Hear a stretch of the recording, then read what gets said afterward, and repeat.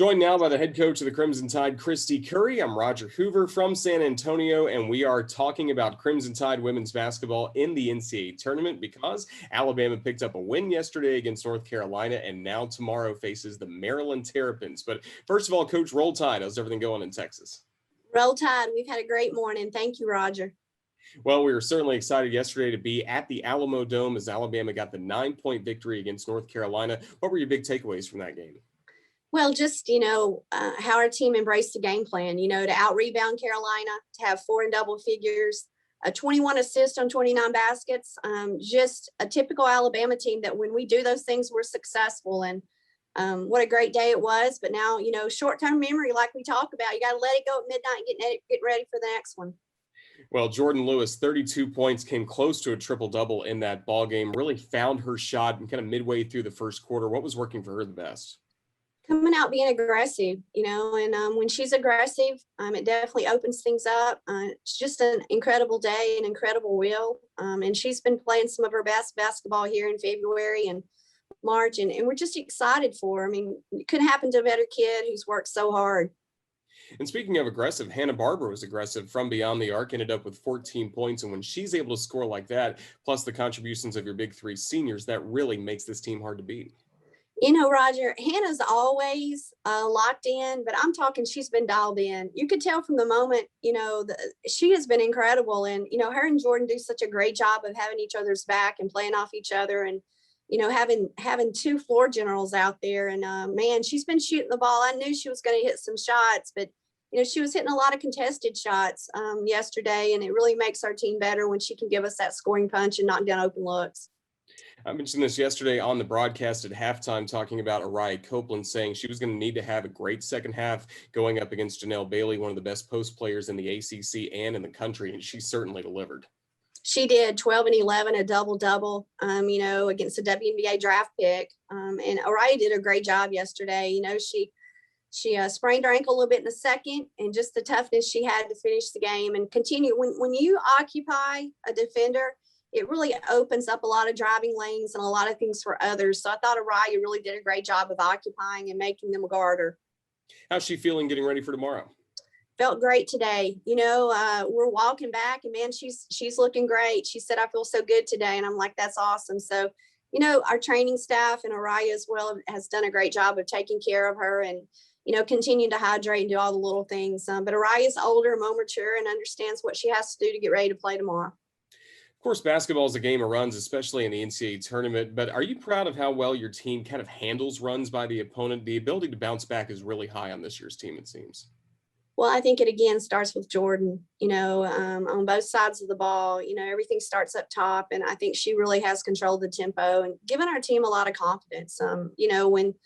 When teams make a run, we just counter with great energy and great effort and play the next play. And that's been fun to see. And I think that's a sign of experience and great point guard play. And for the Crimson Tide to get that 9-point victory, you were able to have a great celebration on the court, waving to all the Crimson Tide fans that were in the building. Greg Byrne was there, the commissioner of the SEC, Greg Sankey was there. That had to be a wonderful moment, and especially afterwards in the post-game locker room celebration. Yeah, just so many families in town, to see our players so well supported. We're only allowed to have people on our ticket list, 6 tickets a person at games right now. So it's not open to the general public, but man, we had a great crowd, rowdy, loud, and they were giving us a lot of energy. But the thing too, Roger, is all the texts and calls that I haven't been able to return yet.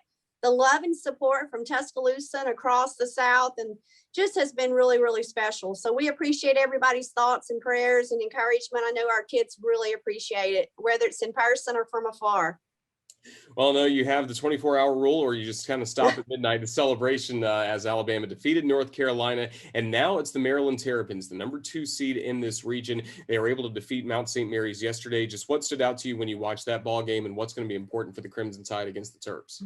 Well, what stood out to me all year, and as you watch film, is they're the number 1 scoring offense in the country. They're long, they're athletic, very much like an SEC team. So we feel like we'll draw from our SEC schedule and get ready to play. I haven't even watched the Carolina game.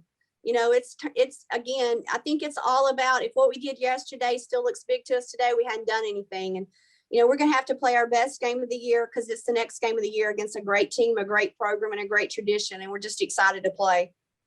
They have the top scoring offense in the nation at 91 points per game. How do you try to slow them down defensively? Well, I think you have to change defenses. You have to understand player tendencies. You have to know what you want to take away, and you hope that you contain them in transition. That was the same thing that throughout the SEC and Carolina, can't give up easy baskets, and we've got to keep the ball in front of us. So we're going to have to do all the little things tomorrow. And again, we accept the challenge for that. We feel like we've been trying to do that all year. And then what about the venue change coming up? You go from the vast Alamo Dome, where it's a football field essentially split in two with 2 courts, and now you go to a smaller gym on the campus of St. Mary's here in San Antonio. How do you try to adjust the shooting backgrounds and all those different things, making sure your players are comfortable for tomorrow's game? We feel like we do that every day. Whether it's in Foster Auditorium, which is a smaller venue, then we go to our men's practice gym, then we go to Coleman to the big floor. So all year long, we've rotated our practice venues. They kind of give us a look in different arenas throughout the SEC. So I think, our kids, we won't make too much of it, but definitely we feel like we'll be prepared because, our number one spot for practice is Foster. So we can certainly draw from that experience, and we shoot it so well in there. So we'll hopefully take that into St. Mary's tomorrow. Well, we're getting ready for Alabama against Maryland in the second round of the NCAA tournament. And this has been a special few weeks. Really, the entire 2021 year has been special for Alabama, as Nate Oates has, of course, called it a championship school. You got to be thrilled that everybody is looking at what women's basketball is doing with so much excitement. The men's basketball team's playing at a high level right now, and just everybody is loving basketball right now in the state of Alabama. Well, it's special, and we just want to continue to do our part. We're so proud of Nate and his guys, and they are so great to work with, and we see their guys on a daily basis. They're so supportive, and, again, it impacts recruiting, it impacts our fan base, and we want to represent the front of our chest with a lot of grit and a lot of gratitude, just continue to go at it. So we're excited for the opportunity this week. Coach, thank you for joining us on the Crimson Tide Sports Network. Best of luck in the second round against Maryland. Roll Tide. Roll Tide. Thanks, Roger.